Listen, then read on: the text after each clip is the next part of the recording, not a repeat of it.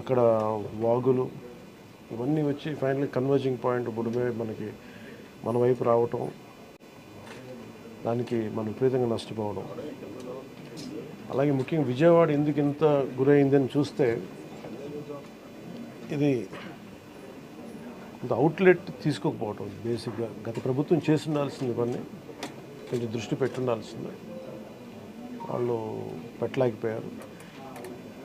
So వాళ్ళు చేయలేకపోయినా కానీ భవిష్యత్తులో ఈ రోజున ఈ సహాయ కార్యక్రమాలతో పాటు భవిష్యత్తులో ఇలాంటి ఇంత అకస్మాత్తుగా ఇలా వచ్చి మనం ప్రజలు ఇంత నష్టపోకుండా ఉండాలంటే ఏం చేయాలి? ఖచ్చితంగా ఈ వరద నీరు తగ్గగానే, రిసీడ్ అవ్వగానే దీని మీద ఒక ప్రాపర్ ప్లానింగ్ తోటి ఈ వరద నీరు వెంటనే దీని అవుట్లెట్ కాలువలు ఉండేలాగా దాని మీద ఈ ఫ్లడ్ కెనాల్స్ని ఎలా ఏర్పాటు చేయాలనేది గౌరవ ముఖ్యమంత్రి గారితో కూడా దీన్ని చర్చిస్తారు. ఇందాక కూడా